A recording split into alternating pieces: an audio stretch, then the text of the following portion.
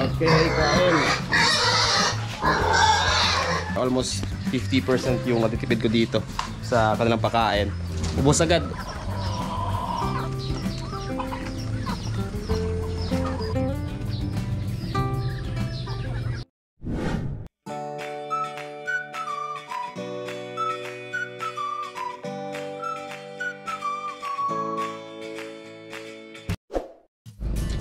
Hello mga farmer, good morning po sa inyo at welcome na naman sa ating pre-bawang video. Ayan, so kamusta po kayo?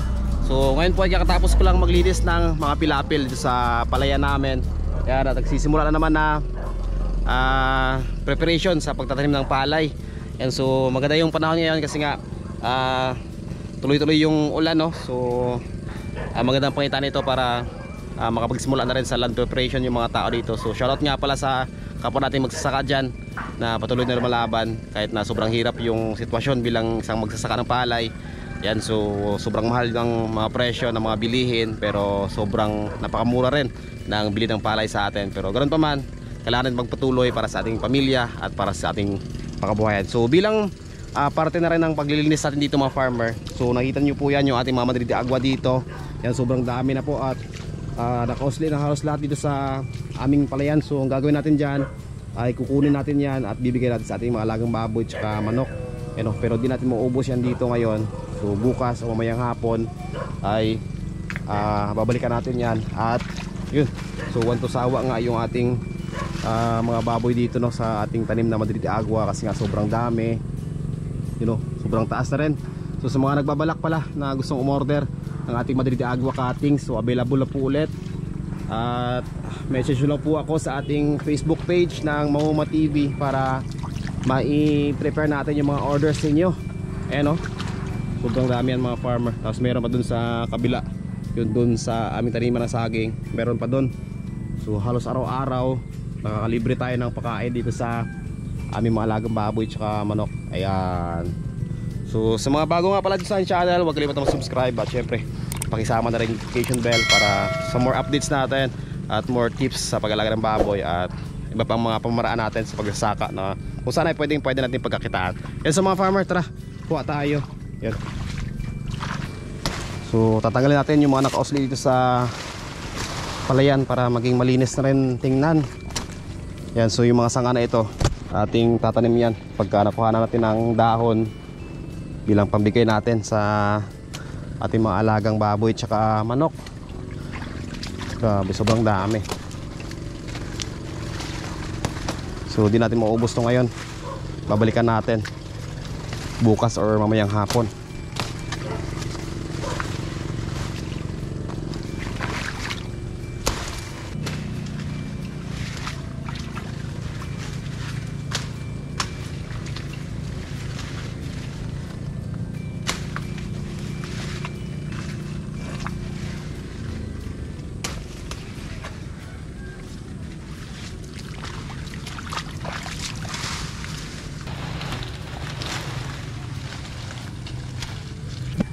So mga farmer, uwi na tayo, no? At bibigyan natin sa ating mga alaga. So sobrang dami agad yung ating nakuha. Yan, at marami pa dito na natitira. So mamaya pabalikan natin yan mamayang hapon para ubusin dito lahat ng nakausli ng mga Madrid de Agua. Sobrang daming cuttings yung available ngayon. Yan, so message nyo lang po ako kapag gusto nyo umorder mga farmer para ma-process natin yung mga orders. Yan, so tara. Yan, nakapag-araw na rin kami dito mga farmer. Yan, so unang padaan ng araro. At yun, malinis na yung lahat ng mga pilapil. So babalik pa tayo dito at tatambak tayo. Ayos na natin yung mga pilapil na merong butas, nagawa ng mga daga. Yun, so ito po mga farmer yung ating sinasabi, no? Yan, butas, nagawa ng daga po yan. Yan, so ayusin pa natin yan, babalikan natin. Dito galing sa taas, yan, yan. So tatakpan natin yan, tapos dadagdagan yung tambak ng pilapil. Yan, sobrang dami ng butas. So kapag kaganyan, hindi tayo makapag sasaka ng maayos dito sa ating palayan kapag maraming butas. So hindi tayo makapag stock ng maraming tubig. So mga farmer, tatagalin natin yung dahon sa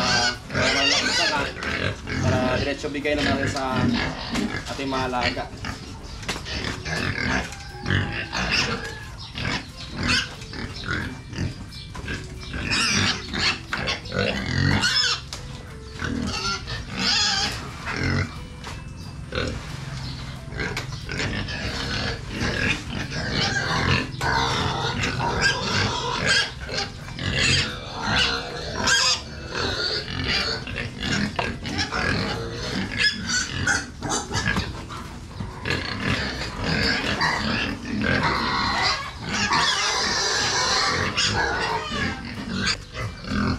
So ngayon mga farmer, bigyan natin to. Okay, kain.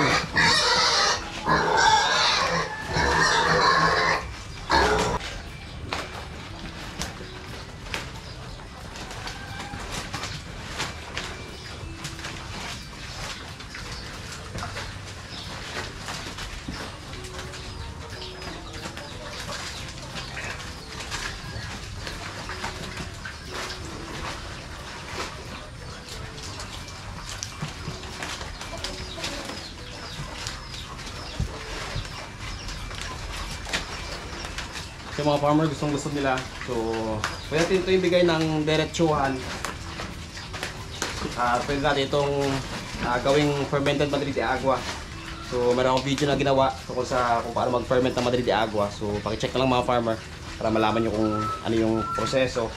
At sa mga nagtatanong pala kung pwede itong gamitin sa mga buntis, so advice ko sa inyo at parati yung sinasabi kapag buntis yung inyong anahin, so huwag nyong bibigyan ng kahit na ano. So stick lang tayo sa pagbibigay ng mga feeds. Yan. So kung gusto natin makatipid, dagdag tayo ng mga extenders gaya ng darak ng palay or darak ng mais. Yan. So pwede po yan. You know. So dito sa pagkain natin mga farmer, almost 50% yung natitipid ko dito sa kanilang pagkain. Yun, kukunti lang na feeds yung ating bibigay sa kanila. Yan. Ubos agad yung binigay natin na dahon ng Madrid de Agua. So mamaya kuha pa tayo doon. Kasi nga sobrang dami rin yung mga tanim natin. Okay. At syempre meron tayo ditong mga talbos ng kamote, no. Yan. Sobrang dami rin itong mga farmer kasi nga marami rin kaming tanim dito. So binibenta namin yung mga magaganda at yung mga reject ay yun. Hinarvest namin para ibigay sa aming mga alagang baboy. So sobrang laking tipid nito mga farmer para sa aming pagkain, lalo na ngayon na sobrang mahal ng feeds. So sa mga manok at pato naman namin, ganito yung style ko ng pagpapakain sa kanila. Yan, so kinakabit ko lang, tinatalian ko lang, tapos kakabit ko dito sa malapit sa kanila. Ayan.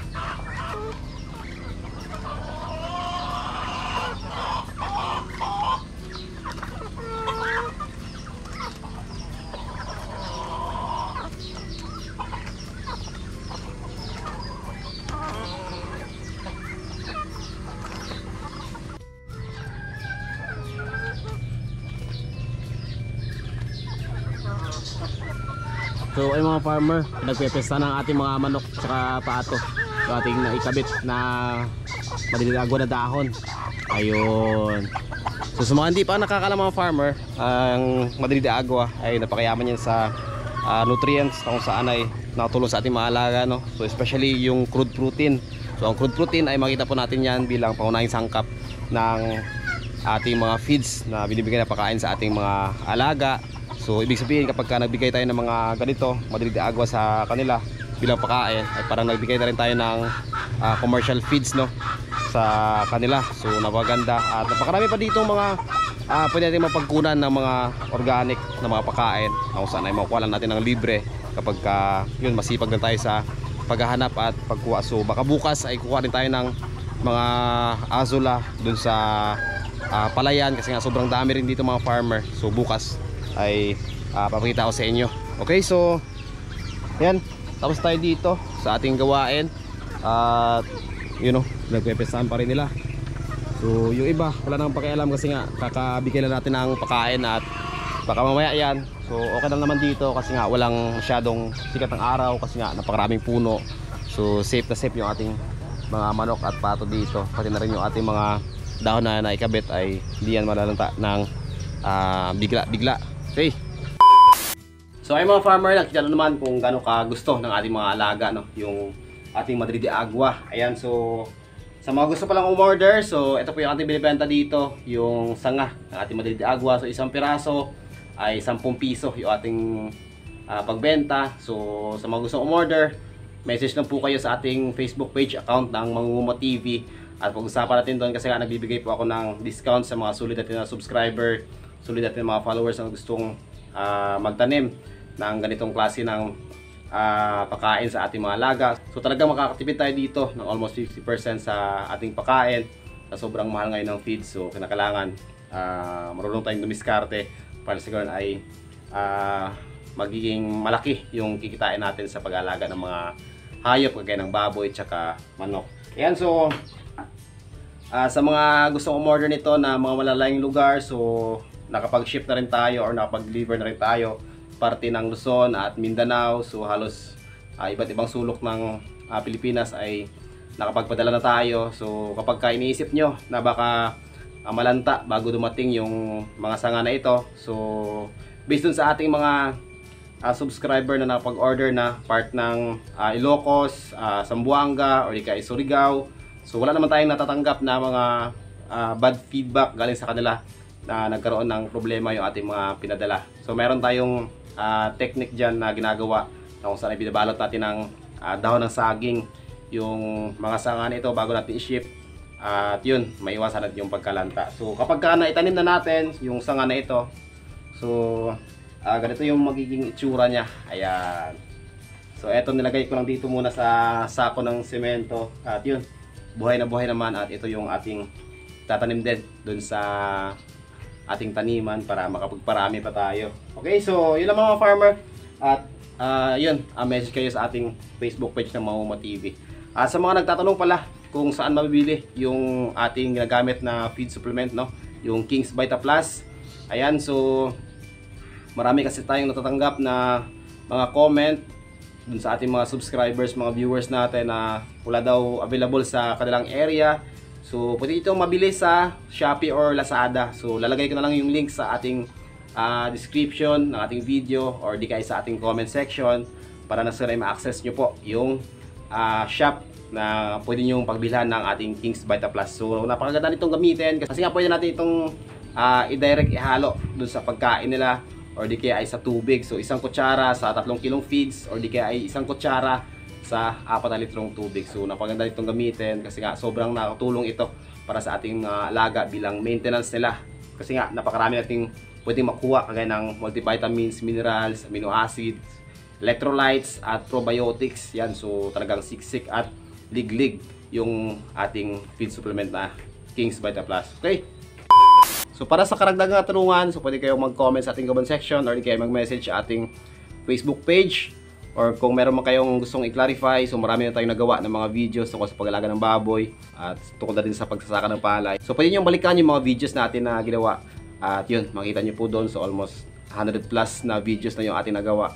At halos natalakay na natin lahat ng aspeto ng pag-alaga ng baboy. Okay, so maraming salamat nga pala sa lahat ng sumusuporta, patuloy na nanonood sa ating mga videos, matangkilik, ng mga subscribers natin, followers, at syempre lahat ng mga silent viewers at OFW.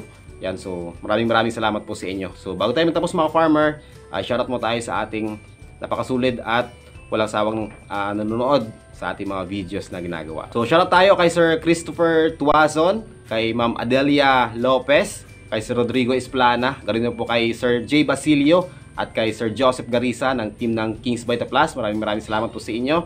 Kay Sir Marvin Gerarcas, watching from Israel. So mag-ingat po dyan parati, sir. Pero din po kay Ma'am Mamining Bebay, Ariel Tabag, Ma'am Biang Biang. Ganoon din po kay Ma'am Michelle Gam Samson, Ma'am Hilda Teves, kay Sir Jonald Balate. Ganoon din po kay Sir Marnel Galet, Ma'am Milanie Gusi, na nakapag-try na rin daw na gumamit ng diesel. At hanggang sa ngayon, ay tuloy-tuloy yung kanilang pag-alaga dahil po sa mga tips natin na binibigay kahit na laganap na po yung ASF doon sa kanila. Okay, so pwede nyo subukan mga farmer at wala lang pong mawawala sa atin. Shoutout din sa Aman family ng Maoban, Quezon, kay Sir Macdo Allen, kay Sir Ariel Duran ng Antique, at syempre kay Ma'am Anita Clarito.